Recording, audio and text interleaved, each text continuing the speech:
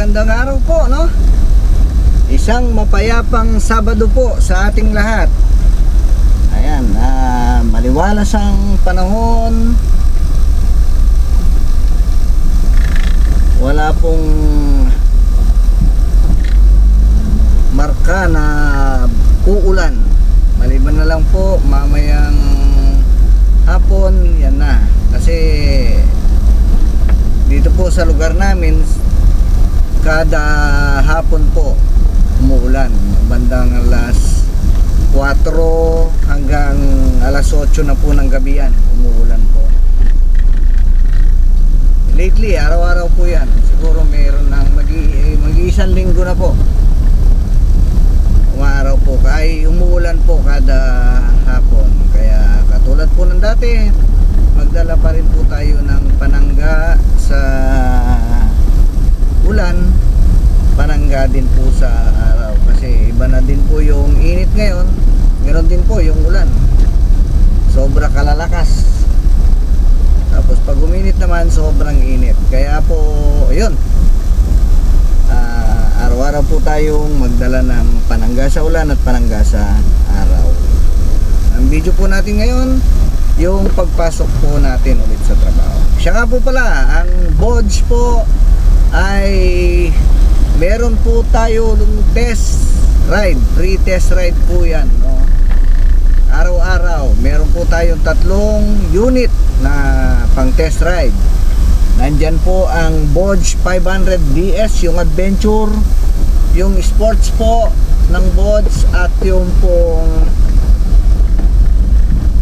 advanced classic nila. So sa 3 category po na yon, masusubukan nyo po lahat yung kung saan yung mas conveniente kayo na motor. Kaya pasyal na po kayo. Ang office hour po ay 9 AM to 5 PM po.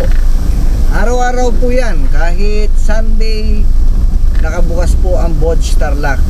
Kahit holidays po, nakabukas po siya, para mabigyan po ng oras yung mga sakto na day off lang nila, linggo, siyempre. Tapos nagtatrabaho pa sa Pampanga,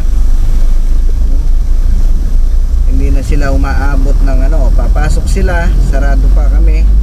Pag uuwi sila, sarado na po ang Bodge. Kaya naisipan po nating magbukas ng Sundays at saka ng holidays, para may mga time po sila na pwedeng mag test ride or makapunta po sa opisina. Ang Bodge Tarlac po ay nasa San Sebastian Gate 2, tapat po ng Orange Fuel. Ayun. Ngayon po ay naka-promo ang Bodge, no? Direkta po yan sa SRP. From SRP po, less 30,000 pesos. Direkta po yan from SRP dati. Original SRP, less 30,000 po. Ganon po siya sa 500 AC, 650 DS, at saka po yung 500R. Kaya po samantalahin na po ninyo, no? Yung presyo po natin na 500R sa ngayon nasa 265 na lang po siya. Kasama na po dun yung rehistro na 3 taon. May insurance po siya na 3 taon din. Tapos meron po siyang 2 years warranty or 20,000 kilometers, whichever comes first, no? Kung alin po doon ang mauuna. So ganun po ka-confident yung makina, yung si Bodge sa makina niya. 2 years warranty po or 20,000 kilometers. So at the price of 265,000, meron na po tayong 500R 2-cylinder po yan. Nissan caliper, inverted shock po sa harap na KYB. Bosch na po yung mga gamit niya sa loob. Kaya sulit po siya. Wala na po tayong iintindihin. Plus 2 years nga po na warranty.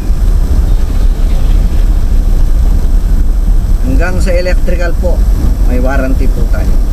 Yun. Kaya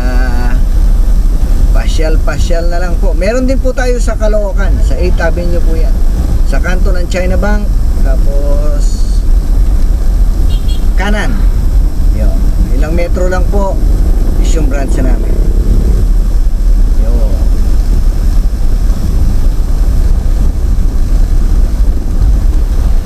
Oh, malapit na po pala ang pinagdiriwang ng mga kababayan natin, no?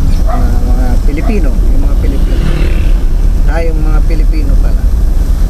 Yung November 1, November 2. Actually, di ba, nasanayan na lang na tradisyon, nakagisnan na natin na pinagdiriwang po natin ng araw ng kaluluwa. Doon sa pangalan niya na araw ng kaluluwa is November 1 natin pinagdiriwang. Pero kung makikita po natin sa kalendaryo, no, or sa schedule po ng taon, ang November 1 po is All Saints Day. Ang November 2 po ay ang All Souls Day. Yun po dapat yung araw ng mga kaluluwa. Ayan. Meron pa nga pong araw ng patay. Yan, All Souls Day po. May mga lugar dito sa Tarlac, sa Kamiling, may part po ang Kamiling na talagang ipinagdiriwang po yan. Pinupuntahan po yung mga patay nila November 2, yung All Souls Day, hindi po yung November 1 na All Saints Day. Yan. May mga lugar po na yan, pero generally kabuuan pinagdiriwang po yan is November 1. Hindi ko po alam bakit naging ganun yung tradisyon. Nabanggit po natin, napag-usapan natin yan, ang pinakamalaking simenteryo sa buong mundo po, sa buong mundo, at pinaka matandang simenteryo sa buong mundo is yung Wadi Al Salam. Nasa Middle East po yan. Alam nyo po kung gaano siya kalaki? 9.7 square kilometer. So ibig sabihin 9.7, sabihin mo na natin, round off na natin, 10 kilometers po yung haba niya, 10 kilometers din po yung lapad niya. So 10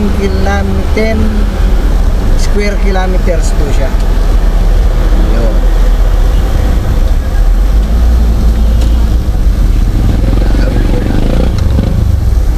Napakabait naman ni Sir. Ganun po siya kalaki, no? 10 kilometers ang lapad niya, 10 kilometers po yung taas niya.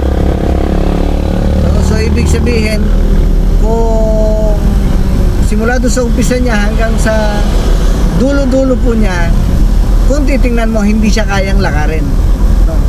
Ganun po siya kalaki. Sipin niyo po, 10 kilometers.